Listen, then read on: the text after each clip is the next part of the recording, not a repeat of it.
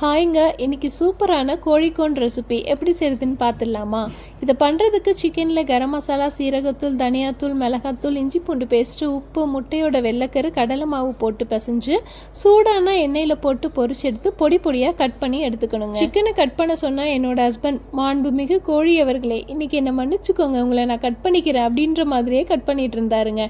அடுத்து கடாயில் எண்ணெய் விட்டு சோம்பு, வெங்காயம், கருவேப்பிலை, கோசு, மஞ்சத்தூள், கரம் மசாலா, சிக்கன் மசாலா, இஞ்சி பூண்டு பேஸ்ட்டு, உப்பு, கட் பண்ண சிக்கன், கொஞ்சமாக தண்ணி விட்டு ஒரு 5 நிமிஷம் நல்லா வேக விட்டு தனியாக எடுத்து வச்சுருங்க. நான் கடையில் ரெடிமேட் ஷீட் வாங்கியிருந்தேன், நீங்கள் வீட்டில் கூட ப்ரிப்பேர் பண்ணிக்கலாம். சமோசாவுக்கு மடிக்கிற மாதிரி கோன் ஷேப்பில் மடித்து மைதா மாவு பேஸ்ட்டை வச்சு ஸ்டிக் பண்ணிவிட்டு உள்ள சிக்கன் மசாலாவை ஸ்டஃப் பண்ணி அதுக்கு மேலே மைதா மாவு பேஸ்ட்டை ஸ்ப்ரெட் பண்ணி கடைசியாக சேமியாவை ஸ்ப்ரெட் பண்ணி சூடான எண்ணெயில் போட்டு பொரிச்சு எடுத்தா கோழிக்கோன் ரெடி.